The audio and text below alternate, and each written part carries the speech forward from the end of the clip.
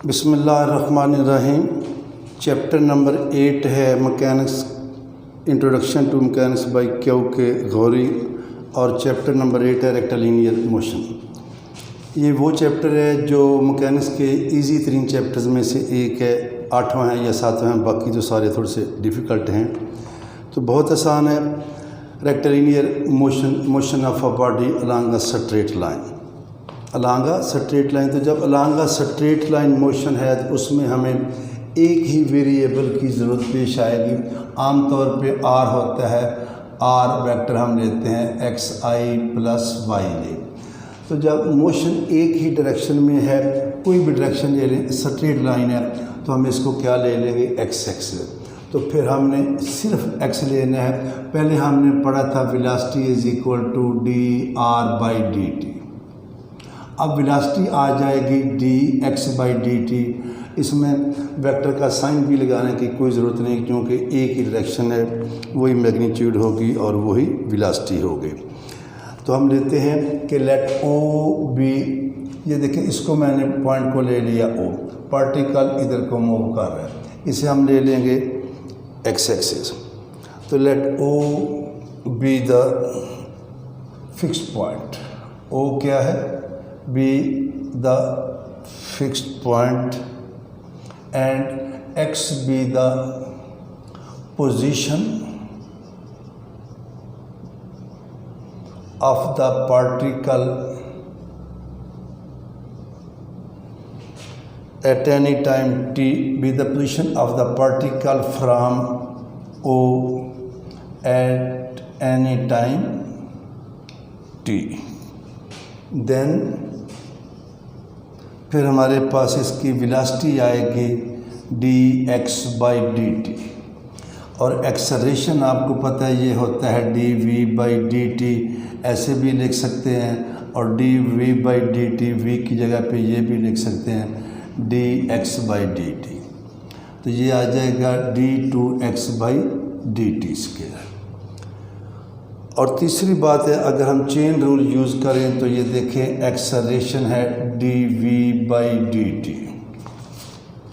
अगर हम इसको इस तरह लिख लें कि ये आ जाएगा d we by d x और d x by D T. तो d we by d x और d x by D t क्या होता है, मैग्नीट्यूड ऑफ वेलोसिटी। तो इसे लिखेंगे v d we by d x. इसमें एक्सेलरेशन इंडिपेंडेंट ऑफ टाइम आ जाता है। इसमें भी एक्सेलरेशन जो टाइम पे डिपेंड करता है, वेलोसिटी जो है ये भी टाइम पे डिपेंड करती है। तो पूरा चैप्टर जो है ये 3 हिस्सों में डिवाइड किया जा सकता है, और वो 3 हिस्से इस तरह हैं कि एक है मोशन विद कांस्टेंट एक्सेलरेशन, दूसरा है मोशन विद वेरिएबल एक्सेलरेशन, और तीसरा है सिंपल हार्मोनिक मोशन। इसमें ये सूत्र है कि क्वेश्चन नंबर जो है मैं यूँ बताता हूँ कि क्लास 9th में फिजिक्स में हमने पढ़ी थी 3 equation of motion. V F is equal to V I plus U T, दूसरा था S is equal to V I T half A T square, तीसरा था V F square minus V I square two A S. अब ये जब distance हमने लेना ही along straight line है और एक ही डायरेक्शन में, और वो हमने एक्स लेना है, तो ये तीनों इक्वेशन अब थोड़ी सी चेंज होगी। अब हम वी आई को, इनिशियल वेलोसिटी को यू लिखेंगे, और फाइनल वेलोसिटी या velocity at any time T उसे हम वी लिखते हैं। तो ये पहली इक्वेशन बन जाएगी। दूसरी एस की जगह पे क्या आएगा, X U T plus half A T square, और तीसरा आएगा V square minus U square two A X. तो ये हमारे पास, और इन तीनों में जो एक्सेलरेशन है that is constant.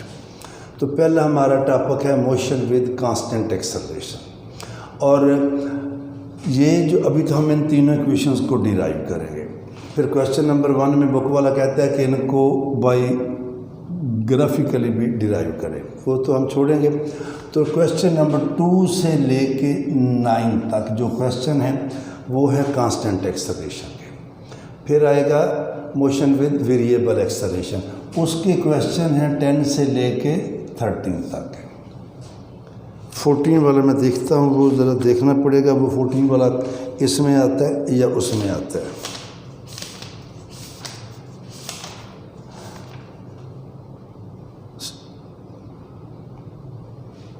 Is equal to के ओवर एक्स के, 14 वाला भी motion with variable acceleration.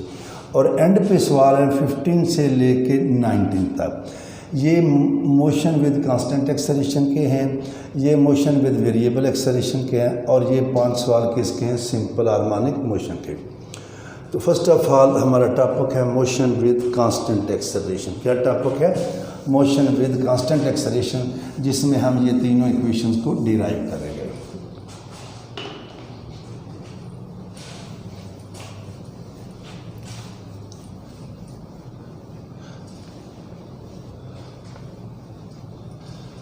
Start करते हैं जी। Late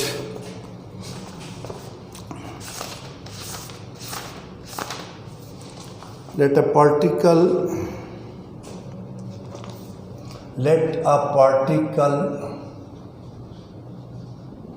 moves with constant acceleration a, उसका एक्सेलरेशन क्या है? a। पार्टिकल आ रहा है, सपोज कर इधर से आ रहा है, यहाँ पहुँचा तो हम कहते हैं ये ओरिजिन है, और ओरिजिन है यहीं पे हम टाइम लेते हैं t is equal to 0 at time. और जब इधर से आ रहा है इस पॉइंट पे उसकी वेलोसिटी है u at time t is equal to 0, let particle is at point O है ओरिजिन का मीनिंग है कि उसका डिस्टेंस इस वक्त जो ऑलरेडी जो उसने किया, जब हमने स्टार्ट किया उसकी मोशन को नोट किया तो उसका डिस्टेंस क्या है? 0। At particle is at point O and its velocity is u। Then acceleration हमने पढ़ा है dv/dt, इसे हम लिखेंगे ADT is equal to dv। ऐसे लिख लें या इसको यूँ कर लें, dv is equal to ADT। Variable separate है, इंटीग्रेट कर देंगे dv ADT, इसकी इंटीग्रेशन v आ जाएगी। ये कांस्टेंट है, ये AT plus a constant a आएगा। और आपको पता है एक कांस्टेंट की वैल्यू हम बाय इनिशियल कंडीशंस फाइंड करते हैं। At t is equal to 0, जब हमने जो है ये टाइम नोट किया तो उसकी वेलोसिटी कितनी थी? u। तो इसमें पुट करेंगे तो फिर हमारे पास आएगा v is equal to, v की जगह पे क्या आएगा? u is equal to 0 plus a। तो a हमारे पास क्या आ गया है? इसको हम पुट कर देंगे इस इक्वेशन। 10 v आया AT प्लस u, जिसे हम इस तरह लिखते हैं u plus AT, which is called first equation of motion with constant acceleration a। v is equal to u plus AT क्या है? First equation of motion. इसे लिखेंगे इट इम्प्लाइज दैट v क्या होता है? dx/dt u प्लस AT, और इसे कर लेंगे dx u प्लस AT और dt आ जाएगा। इसे वेरिएबल यहाँ पे दोबारा सेपरेट हैं, फिर इंटीग्रेट करते हैं तो हमारे पास आएगा integral dx integral u plus AT dt। तो ये x आ जाएगा, ये आएगा ut और AT² plus a constant p। और हमने लिखा था जब टाइम 0 है तो पार्टिकल ओरिजिन पे है, यानी कि उसका डिस्टेंस 0 है, तो at t is equal to 0 x 0। जब ये 0 ये 0 पुट करेंगे तो b क्या आ जाएगा? 0। तो सो हमारे पास आएगा x is equal to ut at²/2, जिसे हमें आदत है इस तरह याद रखने की, ut + ½ at², which is called second equation of motion of the particle with constant acceleration a। इसके बाद बुक वाला एग्जाम्पल करते हैं, लेकिन हम अभी करते हैं इसी के साथ थर्ड इक्वेशन ऑफ मोशन।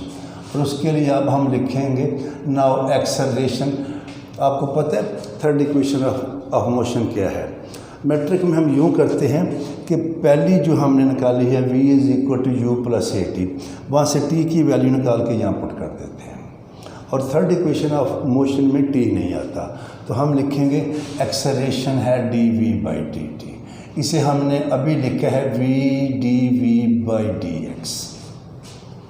इसे मैं इस तरह कर लूँगा a dx v dv, या साइड चेंज कर लें v dv = a dx।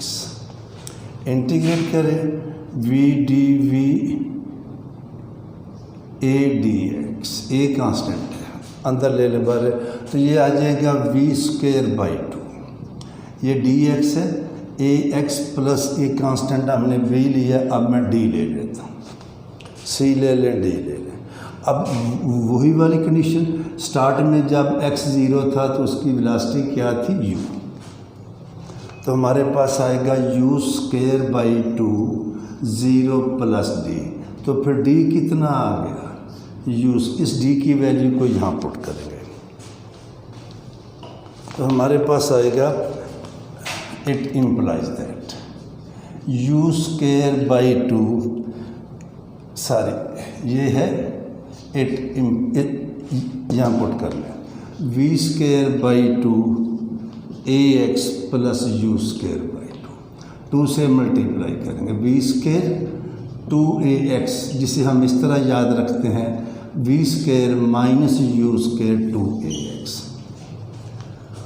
तो ये थी first equation of motion, second equation of motion and third equation of motion.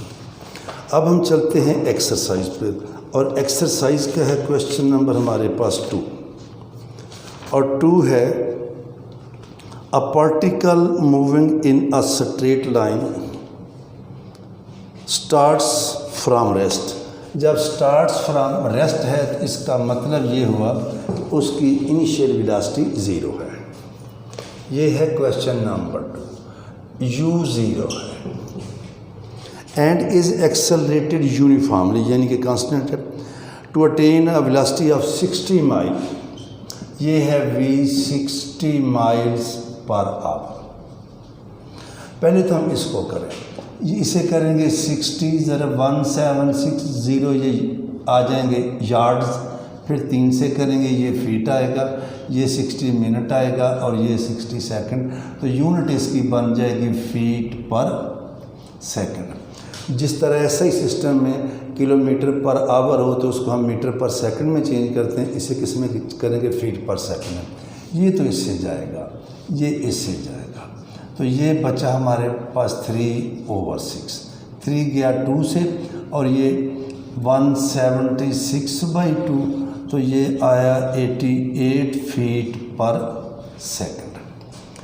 तो u क्या है, u ये है, v क्या आया 88, और u 0 है, इतनी वेलोसिटी अटेन करने में वो टाइम लेता है 4 second.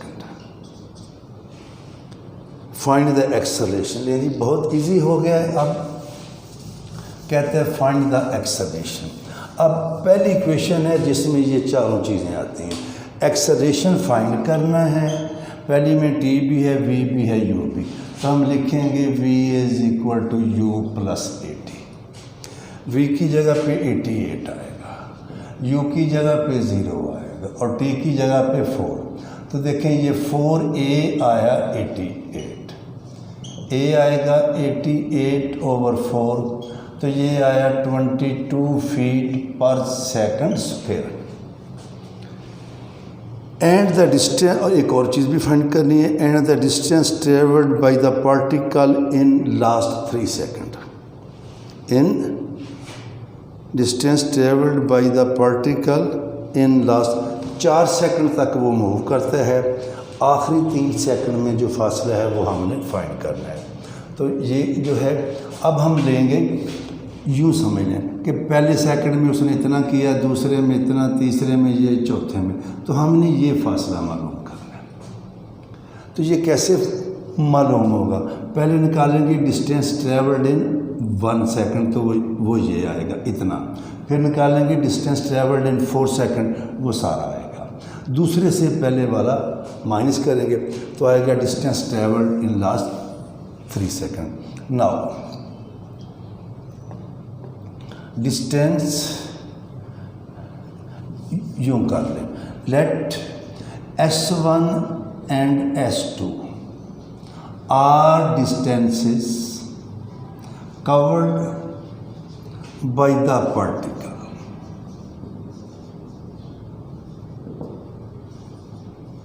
in first second and in first 4 second। ये वाला फर्स्ट लिखना है, लिखें ये फर्स्ट सेकंड 1 सेकंड, ये फर्स्ट 4 पहले 4 सेकंड, या पूरे क्वेश्चन में है ही 4 सेकंड है, 4 से आगे है ही नहीं, तो आप इन 4 सेकंड कर लें। देन डिस्टेंस निकालने के लिए पहली क्वेश्चन में तो डिस्टेंस आता ही नहीं, तो हम लेंगे x is equal to ut, ये बल्कि सारी, अब इसको क्या लेना है, x1 एंड x2, s तो लेना ही नहीं, x ut प्लस 1/2 at²। तो x1 आएगा, u0 है, टाइम है 1, एक्सेलरेशन आया है 22 और टाइम है 1 का स्क्वायर। तो ये 22 2 से कटेगा 11, इससे कट के क्या आया 11 फीट। ये वो डिस्टेंस है जो उसने 1 सेकंड में कवर किया है। एंड x2 वो आएगा u0 है और इसके लिए टाइम है 4 सेकंड। टाइम कितना है 4 प्लस 1/2, एक्सेलरेशन में कोई चेंज नहीं है, 4 का स्क्वायर। तो ये 0 आया, ये आएगा 11, 4 का स्क्वायर होता है 16, 11 को 16 से मल्टीप्लाई करें तो 160 फीट। तो सो डिस्टेंस कवर्ड या ट्रेवल्ड इन लास्ट 3 सेकंड्स, ये आएगा x2 माइनस x1, और x2 कितना है 176 और माइनस आया है 11, तो आंसर आया 165 फीट। बाकी इंशाल्लाह ताला कल करेंगे।